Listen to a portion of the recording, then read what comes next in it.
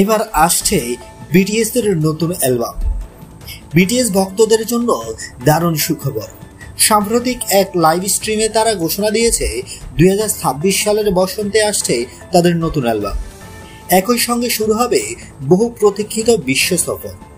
সেনাবাহিনীতে বাধ্যতামূলক 18 মাসের সেবা শেষ করে প্রথমবারের মতো একসঙ্গে হাজির হয়েছেন ব্র্যান্ডের 7 সদস্য।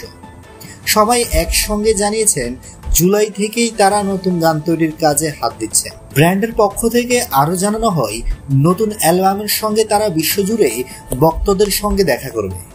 ভক্তদের ভালোবাসাই বিটিএস এর অনুপ্রেরণা বলে উল্লেখ করে তারা। 2022 সালে permission to dance on stage ট্যুরের পর এটিই হবে তাদের প্রথম বিশ্ব সফর। আর পূর্ণদৈর্ঘ্য অ্যালবাম হিসেবে এটি আসবে 2020 সালের পর প্রথমবার। বিটিএস সদস্যরা বলেন, এই অ্যালবামটি আমাদের প্রত্যেকের ভাবনা ও অনুভূতির প্রতিফলন হবে। আমরা ঠিক সেইভাবে মনোভাব নিয়ে কাজ করছি, যেমনটা শুরুতে করেছিলাম।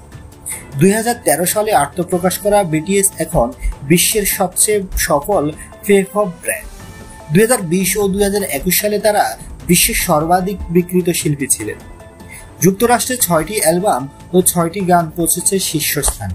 বন্ধুরা, নিত্য নতুন এক্সক্লুসিভ খবরাখবর সবার আগে পেতে আমাদের ইউটিউব চ্যানেলটি সাবস্ক্রাইব করে পাশে থাকা বেল আইকনটি অন করে দেওয়ার অনুরোধ রইল।